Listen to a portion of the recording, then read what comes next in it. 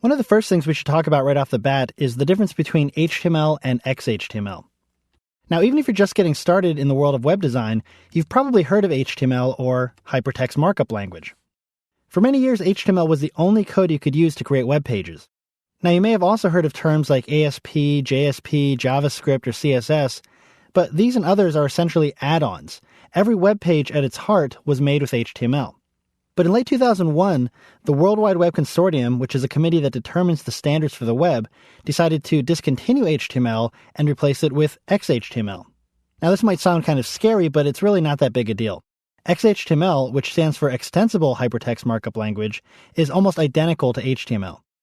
The most visible difference between HTML and XHTML is their syntax. Basically, XHTML places stricter rules on the way its code is written, with the ultimate goal of making web pages more universally compatible with different browsers and devices. You can essentially think of XHTML as a cleaned-up version of HTML. Now, does this mean you can't use regular old HTML in Dreamweaver CS3? Absolutely not. Dreamweaver works just as well with HTML as it does with XHTML. But what does all this mean to you if you're someone who's never coded a line of HTML at all? Well, not much.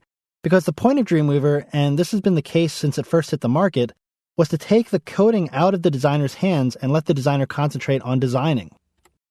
Dreamweaver has always had a good reputation among designers and programmers alike because programmers don't have to worry about Dreamweaver changing their handwritten code, and designers can concentrate on creating web pages without knowing how to code at all. And the code that Dreamweaver writes is always clean and doesn't contain a lot of proprietary or unnecessary tags. The difference between older versions of Dreamweaver and more recent versions is that the latest versions, like Dreamweaver CS3, all write their code based on XHTML standards instead of HTML. But again, if you don't know HTML or XHTML, you don't have to worry about it for the most part, because Dreamweaver handles all that for you. But I should mention that if you're really serious about getting into web design professionally, you'll have to start learning XHTML eventually.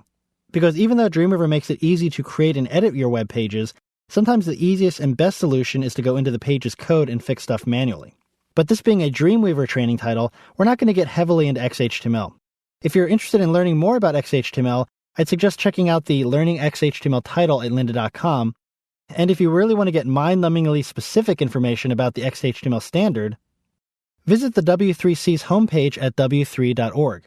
This is the website for the W3C, which again is the committee that determines standards for the web.